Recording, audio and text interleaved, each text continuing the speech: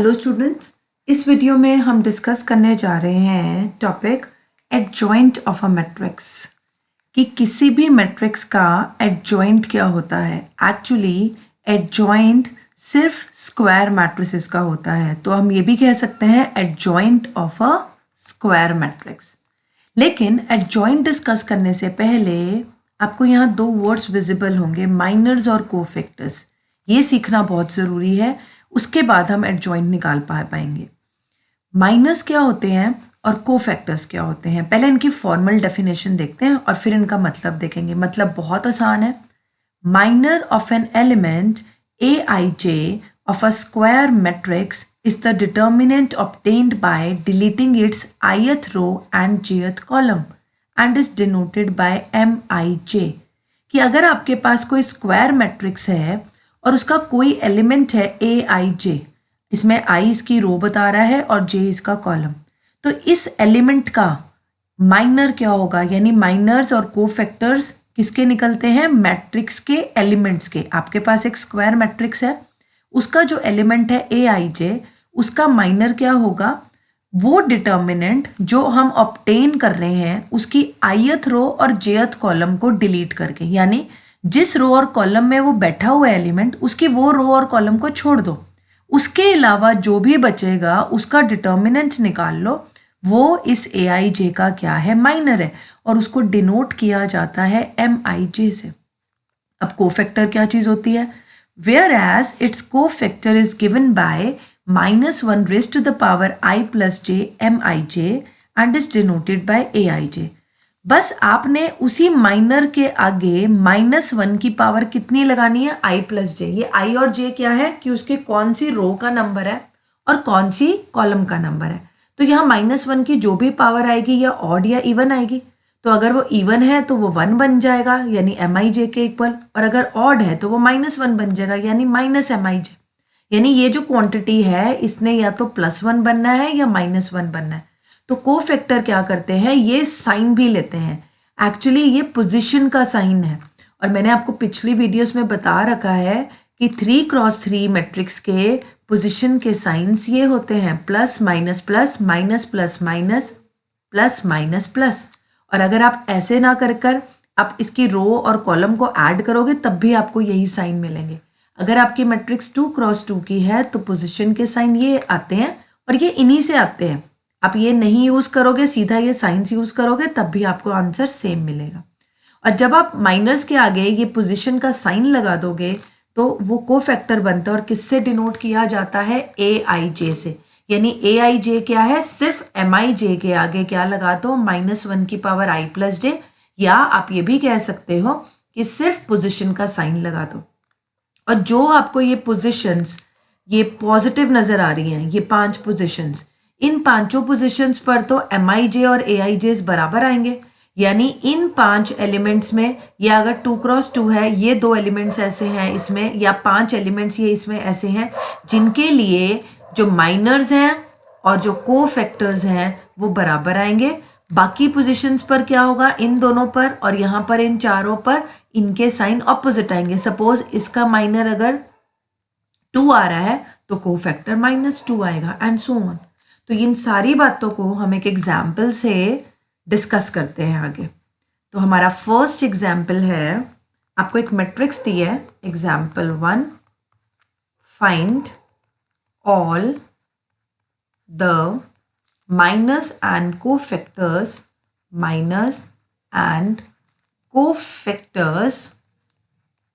Of the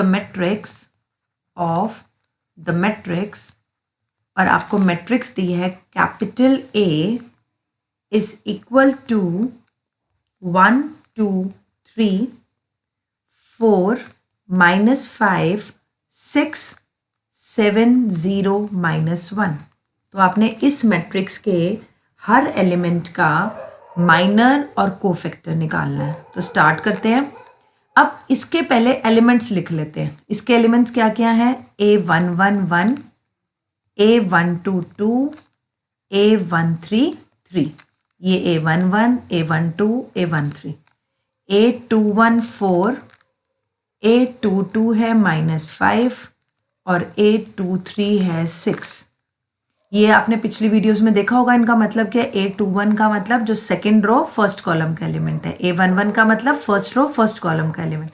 similarly 831 है 7, A32 है 0 और A33 है हमारे पास -1। अब हमने इनके माइनस और कोफैक्टर्स निकालने हैं। पहले हम निकालते हैं माइनस।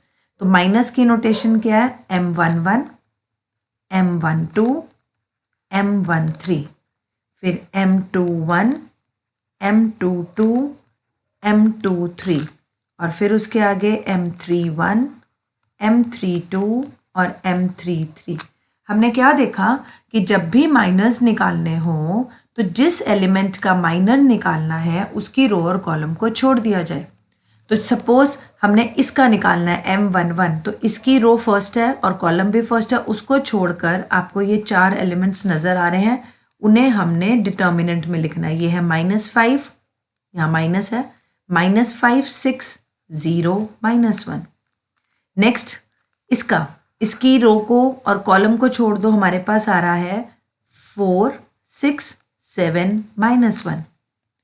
और ऐसे ही नेक्स्ट इसकी रो और कॉलम को छोड़ दिया तो हमारे पास आ रहा है 4, -5, 7 एंड 0। सिमिलरली बाकियों को निकालते हैं। इस 4 का माइनर क्या होगा? इसकी रो और कॉलम छोड़ दी, 2, 3, 0, -1, 2, 3, 0, -1। नेक्स्ट अभी हम इन डिटर्मिनेंट्स को सॉल्व करेंगे। इस -5 की रो और कॉलम को छोड़ दिया, हमारे पास आ रहा है 1, 3, ये 7 है हमारे पास, 7, 7 एंड -1। ध्यान से लिखना है। और ऐसे ही इस एलिमेंट का, इसकी रो छोड़ दी, कॉलम छोड़ दिया, बाकी हमारे पास क्या बचा? इस एलिमेंट की रो और कॉलम छोड़कर 1, 2, 7 एंड 0। नेक्स्ट आ जाते हैं। 7 की रो और कॉलम छोड़कर हमारे पास आता है 2, 3, -5, 6। 0 की रो और कॉलम छोड़कर हमारे पास आता है 1, 3, 4, 6। जो भी आ रहा है आपने बस वो लिख देना है। अभी डिटर्मिनेंट्स हम सॉल्व करेंगे। और इस -1 की रो और कॉलम छोड़कर हमारे पास आ रहा है 1, 2, 4 एंड -5। तो डिटर्मिनेंट सॉल्व करने हमें आते हैं। तो पहले -5 -1 से मल्टीप्लाई हुआ, 5 -0 6 से मल्टीप्लाई हुआ और आ गया 0। तो पहला माइनर आ गया हमारे पास 5। नेक्स्ट 4 -1 से मल्टीप्लाई हुआ, हमारे पास आया -4 और 7 6 से मल्टीप्लाई हुआ 42 और ये हमारे पास आ गया -46। ये नेक्स्ट माइनर आ गया। यहाँ पर 4 0 से मल्टीप्लाई हुआ 0, -5 से मल्टीप्लाई हुआ -35, तो ये +35, तो टोटल आ गया 35। ऐसे ही नेक्स्ट 2 -1 से मल्टीप्लाई हुआ -2 और -0, तो हमारे पास आ गया -2। ये क्या बनेगा? 1 -1 से मल्टीप्लाई हुआ -7 3 से 21, -22। और यहाँ पर 1 0 से मल्टीप्लाई होगा -7 2 से 14 और -14। नेक्स्ट हमारे पास आ गया 6 2 से 12 -5 3 से -15, तो ये प्लस का हो जाएगा, ये आ गया आपके पास 27। नेक्स्ट 1 6 से मल्टीप्लाई हुआ 6, -4 3 से 12, ये हमारे पास आ गया -6। और यहाँ पर ये -5 1 से हुआ -8 और ये आ गया हमारे पास -13। तो ये हमारे पास सारे के सारे माइनस आ गए हैं। और अब हमने कोफैक्टर्स निकालने हैं। कोफैक्टर्स निकालने के लिए सिर्फ आपने पोजीशन के साइंस देखने हैं और इसी से निकाल लेंगे हम। पहले उनके नाम लिख लेते हैं। A11, A12, A13, A21, A22, A23, sorry, A31, A32 and A33। अब मैंने आपको पहले ही बोला था या तो आप -1 की पावर करके कर लो, यानी यहाँ पर -1 की पावर क्या हो जाएगी? 1 + 1, यहाँ -1 की पावर 1 + 2 एंड सो ऑन। और मैंने आपको डायरेक्टली बता रखे हैं पोजीशन के साइन। पोजीशन के साइन दोबारा याद कर लेते हैं। यहाँ plus minus plus, minus plus minus, minus plus minus plus. तो हम इनमें जहाँ जहाँ पोजीशन के साइन लगने हैं, यहाँ पहला तो प्लस का है, दूसरा माइनस का है, फिर ये प्लस का है, फिर ये माइनस का, ये प्लस का, ये माइनस का, ये प्लस का, ये माइनस का और ये प्लस का। तो जहाँ जहाँ 4 जगहों पर मुझे माइनस के साइन लगाने थे पोजीशन के, ये वाले वो मैंने लगा दिए। अब सिंपली आपने माइनर की वैल्यू पुट करनी है। यहाँ माइनर कितना आ रहा है 5, ये रहा 5। नेक्स्ट है -46, तो इसका साइन चेंज हो जाएगा पोजीशन के साइन की वजह से, +46। नेक्स्ट है हमारे पास 35, तो वो एज इट इज आ गया। उससे नेक्स्ट है -2, तो ये आ गया 2। उससे नेक्स्ट है -22, तो ये एज इट इज आ गया। उससे नेक्स्ट है हमारे पास -14, तो ये हो गया प्लस का 14। उससे नेक्स्ट है 27, ये एज इट इज आ गया। नेक्स्ट है -6, तो ये हो गया प्लस का 6। और नेक्स्ट है -13, ये एज इट इज आ गया। तो 5, 46, 35, 2, -22, 14, 27, 6 और 13, ये आ गया आपके कोफैक्टर्स। तो हमने क्या नोटिस किया कि ये जो 5 पोजीशंस हैं 3x3 मैट्रिक्स की, इन पोजीशंस पर माइनस और कोफैक्टर्स तो सेम आते हैं। सिर्फ चेंज कहाँ मिलता है 3x3 मैट्रिक्स में, इन 4 पोजीशंस पर। जैसे यहाँ पर ये -46 आ रहा था तो ये +46 आ रहा है, ये -2 आ रहा था तो ये +2 आ रहा है, ये -6 आ रहा था, इस पोजीशन पर कोफैक्टर +6 आ रहा है। और एक कौन सा चेंज आया, यहाँ पर -14 आ रहा था और ये +14। रेस्ट जगहों पर हमारे माइनस और कोफैक्टर्स हमेशा क्या वैल्यू लेते हैं, सेम। अब जब हमने कोफैक्टर्स की बात करी है और एडजॉइंट पे जाने से पहले हम एक और चीज़ सीखते हैं, और वो क्या है कि हम किसी भी डिटर्मिनेंट को कोफैक्टर्स की हेल्प से भी ओपन कर सकते हैं। Expansion of a determinant in terms of cofactors. हमें डिटर्मिनेंट खोलने आते हैं, लेकिन वहाँ हमें पोजीशन के साइंस लेने होते हैं। लेकिन अगर आपको कोई कहे कि determinants with the help of cofactors खोलने हैं तो कैसे करेंगे, उसे हम नेक्स्ट एग्जाम्पल से देखते हैं। ये है हमारा एग्जाम्पल सेकेंड, और एग्जाम्पल है एक्सपैंड। आपको एक डिटर्मिनेंट दिया हुआ है डेल्टा नाम से, डेल्टा इज इक्वल टू 2 -4 3 3 1 2 7 6 1। ये डिटर्मिनेंट हमें खोलना आता है, लेकिन आपको इसको खोल के दिखाना है इन टर्म्स ऑफ कोफैक्टर्स। तो कोफैक्टर्स हमें आते हैं, देखते हैं उनसे डिटर्मिनेंट को कैसे खोलते हैं। मैंने आपको पहले भी बताया पिछले वीडियोस में कि आप इस डिटर्मिनेंट को किसी भी रो या कॉलम से खोल सकते हो। तो जिससे भी खोलोगे पहले डिसाइड कर लो, और उसके बाद उसी के कोफैक्टर्स आपको यूज़ करने पड़ेंगे। जैसे सपोज मैं इसे फर्स्ट रो से ओपन करके दिखा रही हूँ, तो आपने ये डिटर्मिनेंट लिखा सबसे पहले 2 -4 3 3 1 2 7 6 एंड 1। अब मैंने फर्स्ट रो डिसाइड कर ली, तो सबसे पहले मैं लिख रही हूँ 2, जो है कोई पोजीशन का साइन आपने नहीं लेना। 2 -4 और 3, ये 3 एलिमेंट्स यूज हो रहे हैं, और इनके बीच में प्लस के साइन आएंगे और साथ में आएंगे इनके कोफैक्टर्स। इसका नाम क्या है, A11, इसका नाम A12 और इसका नाम A13। तो ये आ जाएगा 2A11 प्लस सेकेंड एलिमेंट है -4, साथ में उसका कोफैक्टर एक्सक्यूज मी, प्लस 3 जो तीसरा एलिमेंट है साथ में उसका कोफैक्टर, उसका नाम क्या आ रहा है, A13। अब हम इनके कोफैक्टर्स निकालते हैं। कोफैक्टर हमें निकालना आता है। इसका कोफैक्टर क्या आएगा, इसकी रो और कॉलम को छोड़ दो और बाकी क्या आ रहा है 1 2 6 1। और पोजीशन के साइन याद रखने हैं कोफैक्टर्स लेते हुए।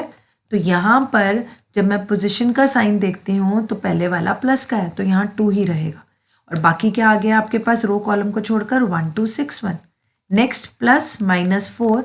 अब -4 का आपने कोफैक्टर निकालना है, तो इसकी रो और कॉलम को छोड़ा तो 3 2 7 1 तो आ रहा है, लेकिन इसकी पोजीशन का साइन है -1, तो यहाँ एक -1 आएगा इसका कोफैक्टर लेते हुए। ऐसे ही हमारे पास नेक्स्ट है +3, और 3 का कोफैक्टर निकालने के लिए इसकी रो और कॉलम छोड़ दिया, और हमारे पास आ रहा है 3 1 7 6, और इसकी पोजीशन का साइन है प्लस का, तो यहाँ साइन चेंज नहीं होगा, सिर्फ यहाँ पर साइन चेंज हो। अब इसे सॉल्व करते हैं। 2 एज इट इज, 1 1 से मल्टीप्लाई हुआ और 6 2 से 12। ये -4 और -1 मल्टीप्लाई होके +4, 3 1 से मल्टीप्लाई हुआ, -7 2 14 +3 3 6 से मल्टीप्लाई हुआ 18, -7 1 से। तो सॉल्व कर लेते हैं। 2 ये हो गया -11 प्लस 4 -11 और प्लस 3 और ये 11, ये हमारे पास आ गया -22 सबसे पहले, फिर माइनस का 44 और प्लस 18 -7 भी 11 आया था, प्लस 33, तो ये हो गया -66, इन दोनों को लिया मैंने, और प्लस 33 ये आ गया -33। ये हमारा डिटर्मिनेंट है और इसमें हमने यूज़ किसका किया, कोफैक्टर्स का। नेक्स्ट अब हम स्टार्ट करते हैं जो हमारा मेन टॉपिक है कि एडजॉइंट क्या होता है। एडजॉइंट ऑफ अ मैट्रिक्स, कि किसी भी स्क्वायर मैट्रिक्स का एडजॉइंट कैसे निकालते हैं। तो इसको करने के लिए मैं आपको सीधा एग्जाम्पल से बताती हूँ कि आपको जो भी मैट्रिक्स दी है, आपने सिर्फ क्या करना है एडजॉइंट निकालने के लिए, उस मैट्रिक्स के हर एलिमेंट को रिप्लेस करना है उसके कोफैक्टर्स से, और जो मैट्रिक्स आ रही है उसका ट्रांसपोज लेना है। ये एग्जाम्पल से देखते हैं। Find adjoint of the matrix, और मैट्रिक्स है हमारे पास 1 2 3 -5। तो इसका एडजॉइंट निकालने के लिए हर एलिमेंट की जगह लिखते हैं उसका कोफैक्टर, और जो मैट्रिक्स आएगी उसका लेंगे ट्रांसपोज। तो देखते हैं क्या रहेगा इसका सोल्यूशन। तो सोल्यूशन, सबसे पहले हम मैट्रिक्स लिख लेते हैं। आपको मैट्रिक्स क्या दी हुई है, 1 2 3 -5। अब सबसे पहले मैंने इनके कोफैक्टर्स निकालने। एलिमेंट्स क्या क्या हैं, A11 है 1, A12 है 2, A21 है 3 और A22 है -5। तो इनके कोफैक्टर्स के नाम क्या हो जाएंगे, A11 A12 A21 A22।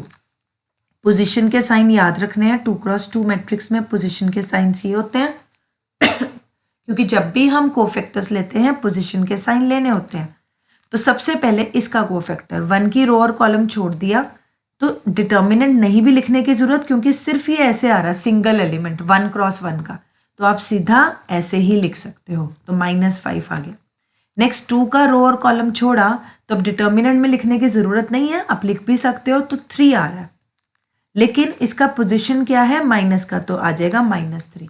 Next इस 3 का कोफैक्टर, इसकी रो और कॉलम छोड़ा, आ रहा है 2। मैं बिना डिटर्मिनेंट के लिख रही हूँ, आप डिटर्मिनेंट में लिखोगे सिंगल एलिमेंट का। अगर आपके पास कभी भी सिंगल एलिमेंट का डिटर्मिनेंट हो, वो हमने डिस्कस किया हुआ है पिछली वीडियोस में, वो खुद ही होता है। तो अब लेकिन यहाँ पर जब ये 2 आ गया, यहाँ पर भी पोजीशन का साइन माइनस का है, तो यहाँ माइनस आएगा। और लास्ट एलिमेंट -5, इसकी रो और कॉलम छोड़ोगे तो सिर्फ आ रहा है 1, और पोजीशन का साइन क्या है, प्लस का, तो ये सेम रहेगा। हमारे पास कोफैक्टर्स आ चुके हैं, तो हमने क्या करना है, अब एडजॉइंट निकालना है। तो एडजॉइंट को हम ऐसे ही लिखते हैं, ADJ डॉट, ए का क्या होगा, एक ऐसी मैट्रिक्स जिसके अंदर हर एलिमेंट की जगह उसका कोफैक्टर लिखो। तो इसका कोफैक्टर कितना आया, -5। फिर इसका कोफैक्टर कितना आया, -3। इसका कोफैक्टर आया -2 और इसका कोफैक्टर आया 1। हर एलिमेंट की जगह उसका कोफैक्टर लिखने के बाद मैट्रिक्स का लेना है ट्रांसपोज। ट्रांसपोज में हमने देखा हुआ है लास्ट वीडियोस में क्या करना होता है, रोज को कॉलम्स में चेंज कर देते हैं और कॉलम्स को रो। तो मैंने फर्स्ट रो को फर्स्ट कॉलम बना दिया, तो ये आ गया -5 -3 फर्स्ट कॉलम में, और सेकंड रो को सेकंड कॉलम में, और ये आपका आंसर है। नेक्स्ट एक और क्वेश्चन करते हैं एडजॉइंट का ही। नेक्स्ट एग्जाम्पल है हमारे पास example fourth. Find the adjoint of the matrix, और आपको मैट्रिक्स क्या दी हुई है, capital A is equal to 1 4 5 3 2 6 0 1 0। Adjoint निकालना है आपने, और एक खास प्रॉपर्टी प्रूव करनी है, वो है एडजॉइंट्स के लिए। वो क्या है कि हम किसी भी मैट्रिक्स को जब उसकी एडजॉइंट वाली मैट्रिक्स से मल्टीप्लाई करते हैं, आगे से करें या पीछे से, यानी प्री मल्टीप्लाई करें या पोस्ट मल्टीप्लाई, वो क्या आता है, determinant of A into identity matrix. किसी भी मैट्रिक्स को जब उसके एडजॉइंट से मल्टीप्लाई करेंगे तो क्या आएगा, determinant of A into identity matrix. I3 का मतलब है आइडेंटिटी मैट्रिक्स ऑफ ऑर्डर 3। इसको प्रूव करने के लिए सबसे पहले हम एडजॉइंट निकालते हैं। तो एडजॉइंट के लिए काम स्टार्ट करते हैं। एडजॉइंट के लिए सबसे पहले हम एलिमेंट्स लिख लेते हैं। कौन कौन से हैं हमारे पास, A11 है 1, A12 है 4, A13 है 5, उसके बाद A21 है 3, A22 है 2, A23 है 6, फिर A31 है 0, A32 है 1 और A33 है 0। तो मैंने ये सारी एंट्रीज लिख ली। अब हमने इसके क्या निकालने हैं, जॉइंट निकालने के लिए उसके कोफैक्टर्स निकालने हैं। तो कोफैक्टर्स निकालते हैं, उनके नाम रख लेते हैं A11, A12, A13, A21, A22, A23, A31, A32 और A33। सबसे पहले A11 का क्या मतलब है, इस एलिमेंट का कोफैक्टर। तो हमने इसकी रो और कॉलम को छोड़ दिया, हमारे पास आ रहा है 2610 और पोजीशन के साइन नहीं भूलने, plus minus plus, minus plus minus, plus minus plus. तो हम पोजीशन के साइंस पहले ही लगा देते हैं। पहला तो प्लस का है, ये वाला माइनस का आएगा, फिर ये प्लस का, फिर ये माइनस का, ये प्लस का, ये माइनस का, ये प्लस का, ये माइनस का और ये प्लस का। अब हमने सिर्फ रोज कॉलम्स को छोड़कर जो डिटर्मिनेंट आएगा वो लिखना। नेक्स्ट इस 4 की रो और कॉलम को छोड़ दो तो आ रहा है 3600। नेक्स्ट 5 की रो और कॉलम को छोड़ देंगे तो क्या आएगा 3201। अब इसकी रो और कॉलम को छोड़ेंगे तो 4 5 और 1 0। नेक्स्ट इसकी रो और कॉलम को छोड़ेंगे तो 1 5 0 0। इसकी रो और कॉलम को छोड़ेंगे तो 1 4 0 1। नेक्स्ट इसकी रो और कॉलम को छोड़ेंगे तो 4 5 2 6।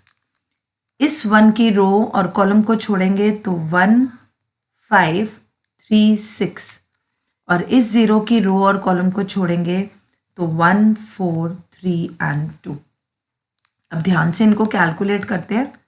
सबसे पहले आ रहा है 2 इंटू 0 0 -6 तो पहला आ गया हमारे पास। नेक्स्ट बाहर माइनस का साइन है, अंदर 0 -0 यानी सिर्फ 0 कह सकते हैं इसको हम। उससे नेक्स्ट 3 -2 इंटू 0 0 3 तो -6 0 3। ये आपके पहले 3 एलिमेंट्स के कोफैक्टर्स आ गए। नेक्स्ट बाहर माइनस का साइन 4 इंटू 0 -5 और ये आ गया हमारे पास +5। Next 1 into 0 -0 0। ये बाहर माइनस का साइन 1 इंटू 1 -0 -1 तो नेक्स्ट आ गया हमारे पास 5 0 -1। उसके बाद 4 6 से मल्टीप्लाई हुआ 24 -5 2 से और ये आ रहा है 14। नेक्स्ट बाहर माइनस का साइन 1 6 से और 5 3 are 15 और ये हमारे पास आ जाएगा माइनस ऑफ -9 यानी 9। ध्यान से करना है, साइन की मिस्टेक ना हो। 2 -4 3 are 12 और ये आ रहा है -10। तो 14 9 और -10 ये लास्ट 3 कोफैक्टर्स आ रहे हैं। अब एडजॉइंट कैसे निकालेंगे, तो एडजॉइंट ऑफ ए हमारे पास क्या आ जाएगा, मैट्रिक्स में हर एलिमेंट की जगह, ये हमारे पास एलिमेंट्स थे मैट्रिक्स के, उनकी जगह उनके क्या लिखेंगे, कोफैक्टर्स। तो लिखते हैं -6 0 3 नेक्स्ट 5 0 -1 14 9 और -10 और इसका क्या लेना है, ट्रांसपोज। और ट्रांसपोज लेकर हमारे पास एडजॉइंट आ जाएगा। फर्स्ट रो को मैंने लिख दिया फर्स्ट कॉलम में, सेकंड रो को सेकंड कॉलम में और थर्ड रो को थर्ड कॉलम में। तो ये तो आ गया हमारा, आधा क्वेश्चन हो गया हमारा, एडजॉइंट ए आ गया। नेक्स्ट हमने ये प्रॉपर्टी वेरीफाई करनी है, लेकिन इस प्रॉपर्टी को करने के लिए मुझे ए के डिटर्मिनेंट की वैल्यू चाहिए। तो सबसे पहले मैं ए के डिटर्मिनेंट की वैल्यू निकालती हूँ। हमारे पास वी हैव ए क्या था, ए हमारे पास मैट्रिक्स थी 1 4 5 3 2 6, दोबारा लिख लिया 0 1 0। तो दिस इम्प्लाइज ए का डिटर्मिनेंट क्या बनेगा 1 4 5 3 2 6 0 1 0। मैंने यहाँ पर बार्स लगा दिए डिटर्मिनेंट को दिखाने के लिए। अब आप इसे फर्स्ट रो फर्स्ट कॉलम किसी भी रो कॉलम से ओपन कर सकते हो। मैं फर्स्ट कॉलम सिलेक्ट कर रही हूँ क्योंकि उसमें एक ज़ीरो है। कोशिश करनी चाहिए वो रो या कॉलम लो जिसमें कोई ज़ीरो हो, अगर है अवेलेबल तो उससे हमारा काम आसान होता है। कैसे देखते हैं। अब सबसे पहले है 1, 1 के साथ क्या लिखना है जो उसकी रो और कॉलम को छोड़कर आ रहा है, और वो क्या आ रहे हैं 2 6 1 0। डिटर्मिनेंट वाली वीडियो में मैंने आपको बताया था जो कैसे खोलते हैं। नेक्स्ट यहाँ पर भी हमने पोजीशन के साइंस लेने होते हैं, पोजीशन के साइंस नहीं भूलने। तो अब हम इन तीनों का यूज़ कर रहे हैं। पहले प्लस का था, अब दूसरा माइनस का, तो यहाँ -3 आएगा। उसकी रो और कॉलम को छोड़ा 4 5 1 0। नेक्स्ट है हमारे पास 0, 0 सिलेक्ट इसलिए किया था इसके साथ कुछ भी आता रहे, लिखो या ना लिखो फर्क नहीं पड़ता क्योंकि मल्टीप्लाई होके तो 0 हो जाना है। तो 1, ये कितना आएगा 0 -6 -3 0 4 × 0 0 -5, और ये तो सारा 0 ही हो जाएगा। ये हमारे पास आ गया माइनस का 6 और -5 और -3 प्लस का 15 15 -6, तो आपके पास ए डिटर्मिनेंट की वैल्यू आ रही है 9। अब हम अपनी वेरिफिकेशन स्टार्ट करते हैं। वेरिफिकेशन के लिए हमें क्या प्रूफ करना है कि ए को एडजॉइंट ए से मल्टीप्लाई करे या एडजॉइंट ए को ए से, वो डिटर्मिनेंट ए इंटू आइडेंटिटी मैट्रिक्स आएगी। तो पहले ये लिखते हैं, यहाँ मैं ए की वैल्यू पुट कर रही हूँ। ए हमारे पास है 1 4 5 3 2 6 0 1 0, और एडजॉइंट ए अभी अभी हमने निकाला। एडजॉइंट ए हमारे पास क्या आया था, एडजॉइंट ए हमारे पास ये मैट्रिक्स आई है -6 5 14 0 0 9 3 -1 -10। तो इसकी यहाँ वैल्यू डाल देते हैं, -6 5 14 0 0 9 एंड 3 -1 -10। अब इन्हें मल्टीप्लाई करके देखते हैं। हमने लास्ट वीडियोस में मल्टीप्लिकेशन देखी हुई है। पहले फर्स्ट रो फर्स्ट कॉलम से मल्टीप्लाई होगी। 1 यहाँ रफ में करेंगे साथ साथ। 1 मल्टीप्लाई होगा -6 के साथ, 4 होगा 0 के साथ, और बीच में प्लस के साइन लगाते जाएंगे, और 5 3 के साथ 15। तो ये हमारे पास कितना आ रहा है सॉल्व कर 9। Next first row second column पर जाएगी। 1 मल्टीप्लाई होगा 5 के साथ, 4 0 के साथ, और 5 -1 के साथ, तो ये आ रहा है 0। अब फर्स्ट रो थर्ड कॉलम पर 1 मल्टीप्लाई होगा 14 के साथ, 4 मल्टीप्लाई होगा 9 के साथ, तो 36 आ जाएगा, और 5 मल्टीप्लाई होगा -10 के साथ, तो -50। तो 14 + 36 50 50 -50 0। तो ये आ गई हमारी फर्स्ट रो। अब सेकेंड रो फर्स्ट कॉलम पर लगेगी। 3 मल्टीप्लाई होगा -6 के साथ -18, 2 मल्टीप्लाई होगा 0 के साथ 0, और 6 मल्टीप्लाई होगा 18 के साथ 0। अब सेकेंड रो सेकेंड कॉलम पर लगेगी। 3 5 के साथ 15, 2 0 के साथ 6 -1 के साथ, तो हमारे पास आ गया 9। अब सेकेंड रो थर्ड कॉलम पर 14 मल्टीप्लाई होगा 3 के साथ, तो हमारे पास आएगा 42, 9 2 के साथ 18, और 6 -10 के साथ -60। 42 + 18 60 -60, और ये आ गया 0। अब थर्ड रो जाएगी फर्स्ट कॉलम पर। 0 मल्टीप्लाई होगा -6 के साथ, 1 0 के साथ, और 0 3 के साथ, तो टोटल आ रहा है 0। अब थर्ड रो सेकेंड कॉलम पर जाएगी। 0 5 के साथ 0, 1 0 के साथ, और 0 -1 के साथ 0, तो टोटल आ रहा है 0।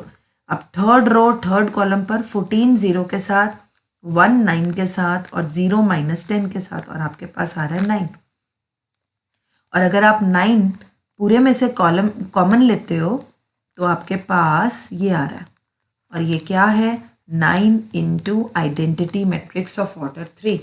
तो therefore A × adjoint of A is 9 क्या था, डिटर्मिनेंट ऑफ A I3। ये आपने प्रूव कर दिया। और सिमिलरली आप एडजॉइंट ए को ए से मल्टीप्लाई करके देख सकते हो, वो भी आपके पास यही आएगा। तो हमें एक प्रॉपर्टी पता चल गई एडजॉइंट ए की कि जब भी किसी मैट्रिक्स के स्क्वायर मैट्रिक्स के एडजॉइंट को उस मैट्रिक्स से मल्टीप्लाई किया जाए, चाहे पोस्ट मल्टीप्लाई, चाहे प्री मल्टीप्लाई, चाहे आगे से या पीछे से, हमेशा कौन सी मैट्रिक्स आती है? Determinant of A into identity matrix. Next एक और एग्जाम्पल करते हैं, उसमें हमें एडजॉइंट के डिटर्मिनेंट के बारे में कुछ पता चलेगा। देखते हैं वो क्या है। क्वेश्चन है, if A is a square matrix of order 3 and adjoint A determinant, adjoint A के आसपास बार्स लगा रखी हैं, उसका डिटर्मिनेंट आपको दिया हुआ है, then find determinant of A। A एक स्क्वायर मैट्रिक्स है जिसका ऑर्डर 3 गिवन है, एडजॉइंट A का डिटर्मिनेंट आपको 16 गिवन है, आपने A का डिटर्मिनेंट निकालना है। इसको करने के लिए आपको एक फॉर्मूला याद रखना पड़ेगा जो ए के डिटर्मिनेंट और उसके एडजॉइंट ए के डिटर्मिनेंट के बीच में है, यानी किसी मैट्रिक्स का डिटर्मिनेंट और उसके एडजॉइंट वाली मैट्रिक्स के बीच का एक रिलेशन है, और वो रिलेशन क्या है वो देखते हैं। वो रिलेशन है for a square matrix of order n, कि अगर आपके पास कोई स्क्वायर मैट्रिक्स है ऑर्डर n का, तो एडजॉइंट a का जो डिटर्मिनेंट है वो a के डिटर्मिनेंट की पावर होती है n-1, और हेयर आपको जो ऑर्डर दिया हुआ है वो 3 दिया हुआ है।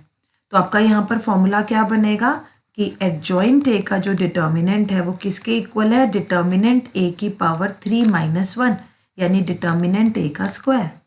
नाउ एडजॉइंट ए का डिटर्मिनेंट हमें गिवन है 16, तो आपके पास क्या आ जाएगा? 16 is equal to determinant of A का square, and this implies determinant of A can be +-4, यानी ए के डिटर्मिनेंट का स्क्वायर अगर 16 है तो ए का डिटर्मिनेंट +4 भी हो सकता है, -4 भी, और यही आपका आंसर है। एक और क्वेश्चन जो थोड़ा डिफरेंट तरीके से पूछा हुआ है, बहुत आसान और इम्पॉर्टेंट भी, वो है हमारा नेक्स्ट एग्जाम्पल।